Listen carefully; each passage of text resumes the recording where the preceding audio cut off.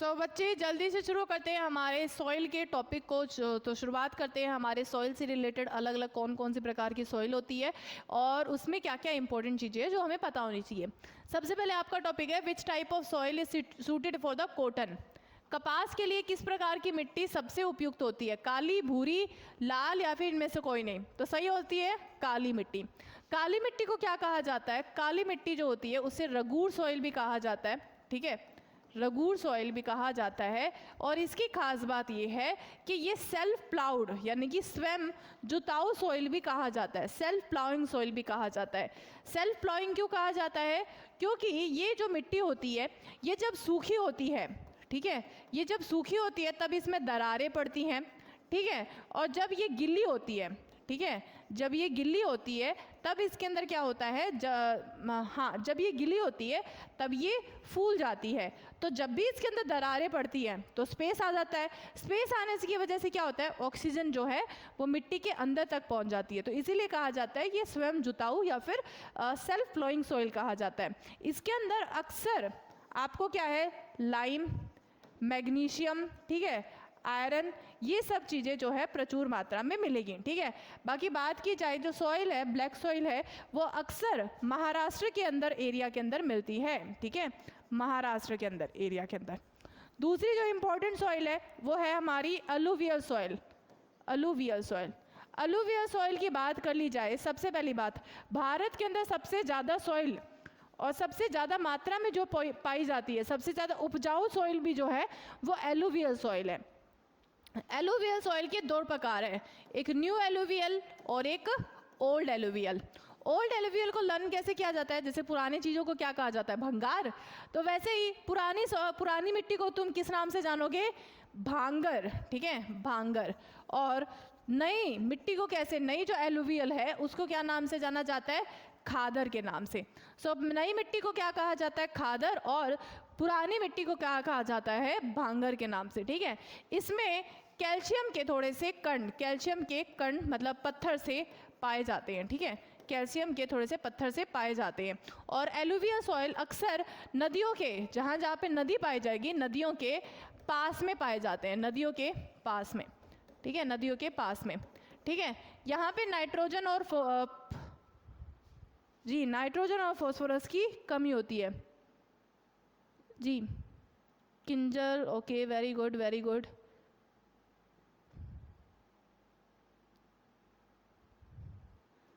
जी, very good. चलो, अब अगला कौन सा है? अगला जो सॉइल आता है, अगली सॉइल आती है आपकी लेटराइट सॉइल। ठीक है, लेटराइट सॉइल। लेटराइट सॉइल ऐसी सॉइल होती है जो कि खेती के लिए, किसके लिए? खेती के लिए उपजाऊ नहीं होती। क्यों? क्योंकि इसके अंदर जो नाइट्रोजन होता है, नाइट्रोजन बोल लो, फॉस्फोरस बोल लो, फॉस्फोरस, उसके अलावा जी बच्चे खाद होती है, जो ऑर्गेनिक कंटेंट होता है, ऑर्गेनिक कंटेंट, सब चीज़ें जो है वो ना के मात्रा में मिलती है।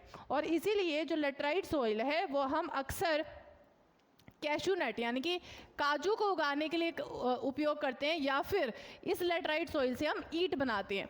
क्वेश्चन ये आता है कि ईंट बनाने के लिए हम कौन सी मिट्टी का इस्तेमाल करते हैं? वो कौन सी होती है? लेटराइट सॉइल होती है। ठीक है, अच्छा, लेटराइट सॉइल में क्या होता है? लेटराइट सॉइल में क्या होता है बच्चे? ये हाँ,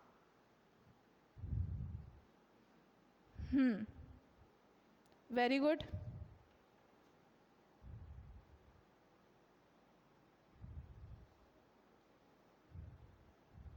हाँ, लेटराइट जो सॉइल होती है वो ज़्यादा हाई टेम्परेचर, मतलब जहाँ पे ज़्यादा टेम्परेचर भी हाई हो और हाई वाटरफॉल भी हो। ठीक है, वाटरफॉल नहीं यानी कि बारिश। ठीक है, बारिश की बात कर रही हूँ।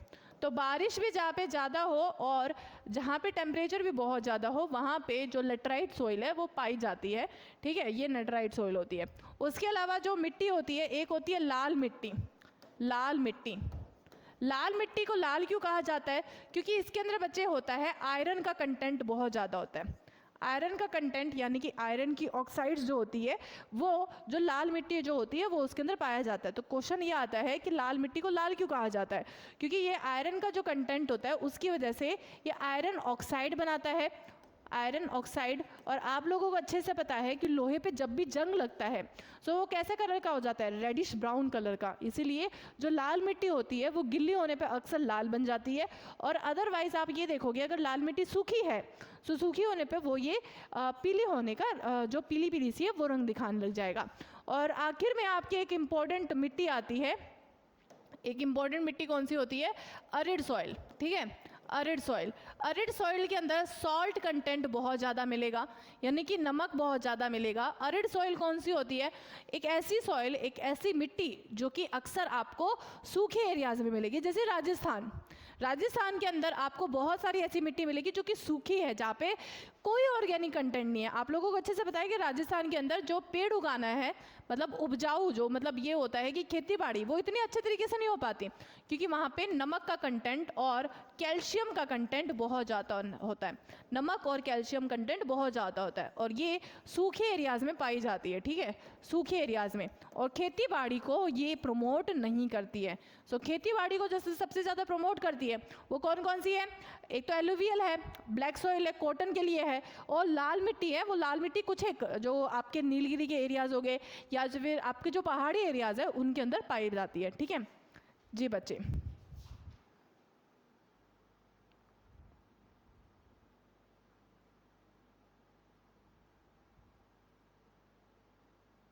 हाँ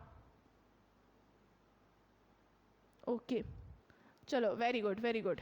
चलो, तो ये सारी मिट्टी थी जो बतानी ज़रूरी थी। अगला क्वेश्चन जी, which is the largest producer state of the rubber. रबड़ का सबसे बड़ा उत्पादक राज्य कौन सा है, केरल है, तमिलनाडु है, ओडिशा है, या फिर आंध्र प्रदेश है। रबड़ का सबसे बड़ा उत्पादक कौन सा है जी।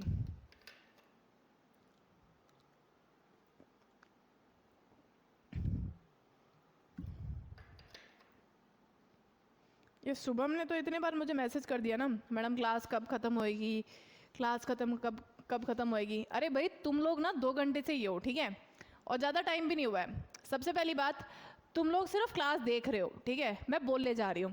मेरी एनर्जी ज़्यादा ख़त्म हो रही है, सो मुझे ज़्यादा फिक्र होएगी कि क्लास कब ख़त्म होएगी। ठीक है इतनी देर होगी, क्लास कब ख़त्म होएगी भाई ठीक है, नहीं मन कर रहा बीच में ब्रेक ले लो, पर ऐसे तो मत करो जी। Which part of India is tea, in which part of India is tea and coffee grown together. Bharat के किस भाग में चाय और कॉफ़ी एक साथ उगाई जाती है, कर्नाटक में, तमिलनाडु में, असम में, या मेघालय में। चाय और कॉफ़ी एक साथ उगाई जाती है, कर्नाटक, तमिलनाडु, असम और मेघालय। देखो कॉफ़ी जो होती है भारत के अंदर, सबसे पहली बात, भारत के अंदर जो कॉफ़ी होती है वो मैक्सिमम जो होती है वो कहाँ उगाई जाती है, कर्नाटक के अंदर। भारत की 70% से भी ज़्यादा जो कॉफ़ी उगाई जाती है वो कर्नाटक के अंदर उगाई जाती है।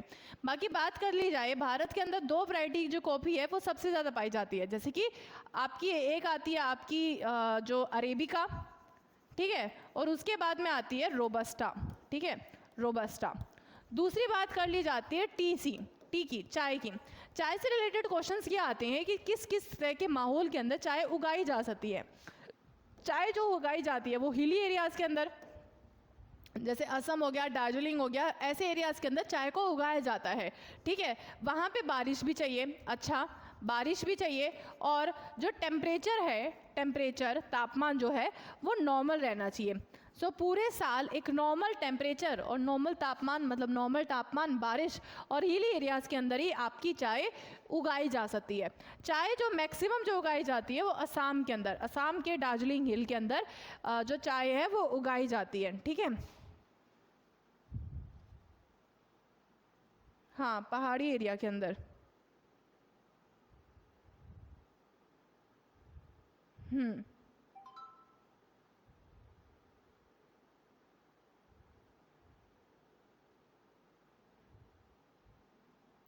क्या हो गया, सी असम में। हाँ तो चाय है असम में, ठीक है, चाय का होगा असम में, और कर्नाटक में कॉफ़ी हो जाएगी। तो मिक्सर क्या हो जाएगा सी, केरल, केरला में तो नहीं है जी, नहीं। केरल में जी, तो वैसे दोनों का जो आंसर आएगा वो कर्नाटक आएगा। दोनों जो जहाँ पे एक साथ उगाई जाती है वो कर्नाटक है, ठीक है। अगला question, which of the following is a rabi crop. अब देखो हमारी किस किस प्रकार की क्रॉप्स होती है। क्रॉप्स के अंदर हमारी 3 प्रकार की क्रॉप होती है, ठीक है। एक होती है हमारी रबी क्रॉप होती है, ठीक है, राबी क्रॉप, जिसके अंदर क्या क्या आता है, जैसे कि वीट आता है, ठीक है, वीट आता है, जैसे कि गेहूँ, ठीक है, गेहूँ, और मस्टर्ड आता है, ठीक है, मस्टर्ड आता है, और सोयाबीन आता है, सोयाबीन। सो ये सब क्या होती है, ये हमारी रबी क्रॉप होती है, जो कि हमारी सर्दियों में उगाई जाती है, ठीक है, सर्दियों में, सर्दियों में उगाई जाने वाली रबी क्रॉप होती है। दूसरी क्रॉप कौन सी होती है, दूसरी क्रॉप होती है जैसे ग्राउंडनट, हाँ, जो चना है, चना जो है आपकी सर्दियों में उगाई जाने वाली क्रॉप है। सो जो भी आपकी सर्दियों में जो उगाई जाने वाली क्रॉप होगी वो राबी क्रॉप होगी। दूसरी आपकी आती है खरीफ क्रॉप। खरीफ क्रॉप जो होती है वो कौन कौन सी क्रॉप होती है, जो आपकी गर्मियों में उगाई जाती है, जैसे चावल, ठीक है, गर्मियों में उगाए जाते होंगे, चावल गर्मियों में उगते होंगे। सो ये आपके आते हैं खरीफ के अंदर आते हैं। बाकी बात कर ली जाए दूसरी होती है, जैसे कि हाँ जूट भी होता है, ठीक है, जूट भी हो गया, कपास, कपास खरीफ है। और उसके अलावा बात की जाए एक होती है हमारी जैद क्रॉप। जैद क्रॉप्स के अंदर अक्सर फ्रूट्स आते हैं, ठीक है, फ्रूट्स जो कि बारिश के मौसम के अंदर उगाए जाते हैं, ठीक है। तो खरीफ क्रॉप के अंदर आ गई चावल, जूट, कपास, ये सब, ठीक है। चलो अगला क्वेश्चन, ब्राज़ील सबसे बड़ा उत्पादक और निर्यातक है। Brazil is the largest producer and exporter of चाय, कॉफ़ी, गेहूँ, या इनमें से कोई नहीं। ब्राज़ील किसकी एक्सपोर्ट करता है? एजी क्या पूछ रहे हो ma'am? Science mock test SSR की है या एमआर की? दोनों की है बच्चे, दोनों की है। मैं एसएसआर के भी क्वेश्चन ले लेती हूँ, कुछ ऐसा कुछ दूसरे क्लास के, सॉरी दूसरे एमआर के भी।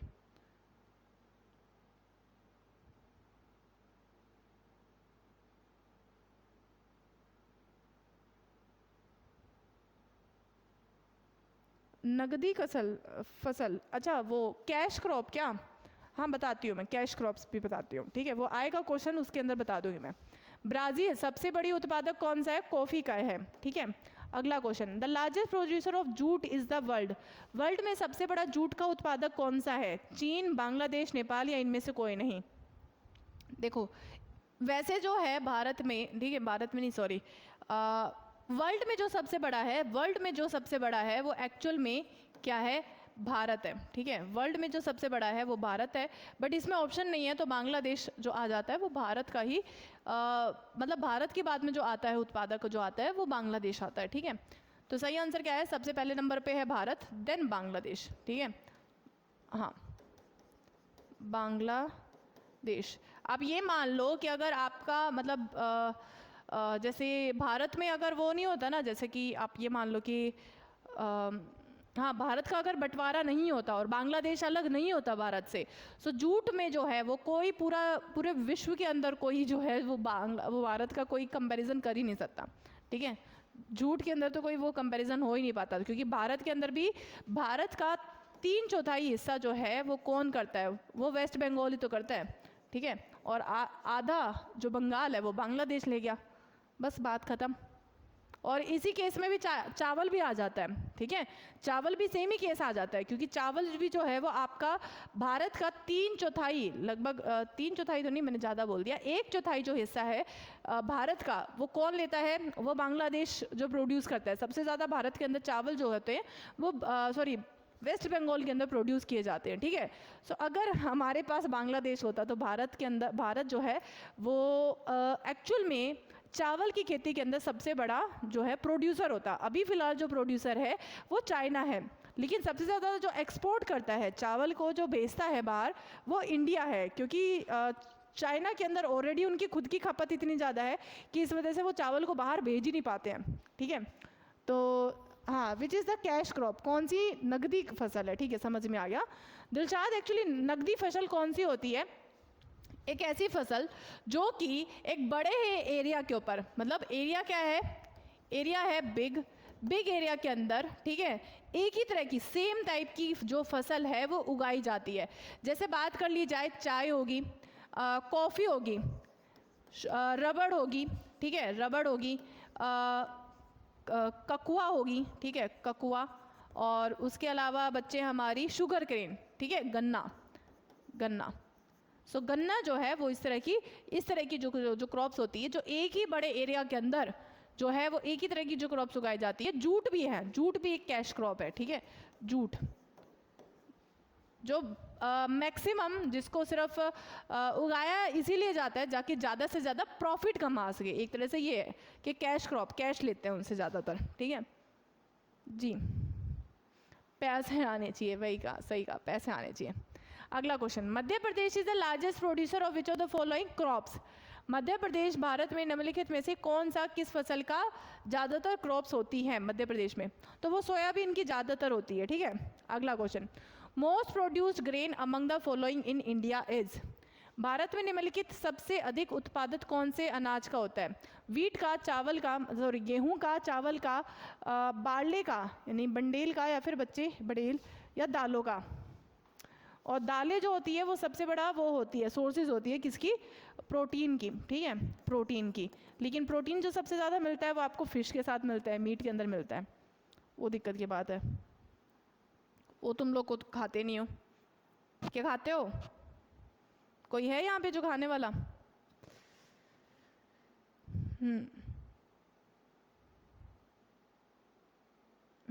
मेरे एक भैया है वो खाते हैं। सो एक बार उनसे बात चल रही थी, मैंने कहा भैया मेरी आंखों का ना चश्मा बढ़ता जा रहा है। सो उन्होंने कहा कि भावना फ़िश खा तो है ना, हर रोज़ अपने डाइट के अंदर फ़िश लाना शुरू कर दे। सो मैंने कहा कि भैया अब समझाए कौन, कि वो तो भैया वो वेस्ट बंगाल में रहते हैं, मतलब कोलकाता में रहते हैं एक्चुअली। सो कोलकाता में रह के तो भाई फ़िश खाना नेचुरल हो ही जाता है।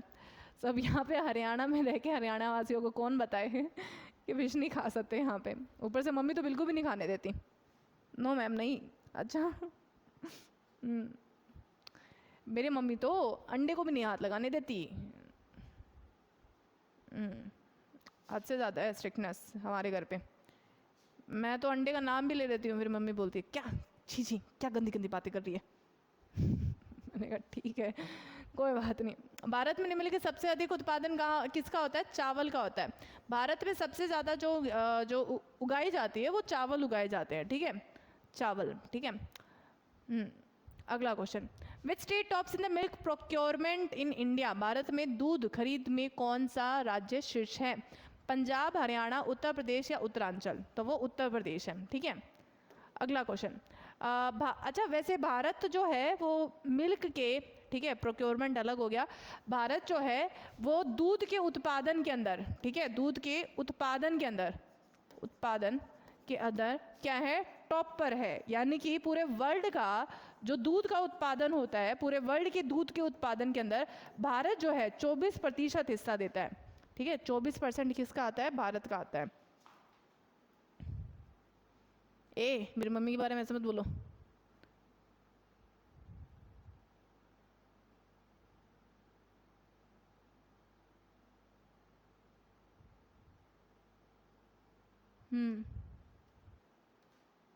चलो अगला क्वेश्चन क्या है? भारत में लीची का सबसे बड़ा उत्पादक राज्य कौन सा है? Which state is the largest producer of the लीची? बिहार, महाराष्ट्र, पश्चिम बंगाल या फिर तमिलनाडु? जी, सबसे ज़्यादा लीची कहाँ उगाई जाती है?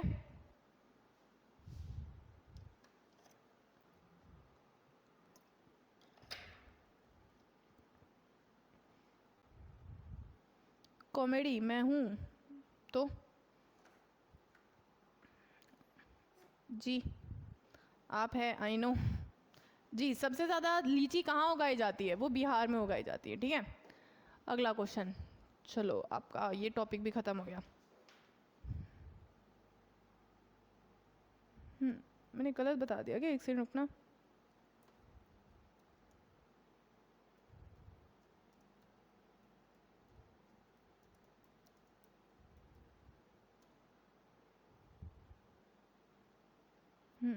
बिहार ही है बच्चे, बिहार है, लीची जो है वो सबसे ज़्यादा बिहार में उगाई जाती है, ठीक है। फर्स्ट नंबर पे बिहार में उगाई जाती है, देन पश्चिम बंगाल में दूसरे नंबर पे उगाई जाती है, ठीक है। लीची है।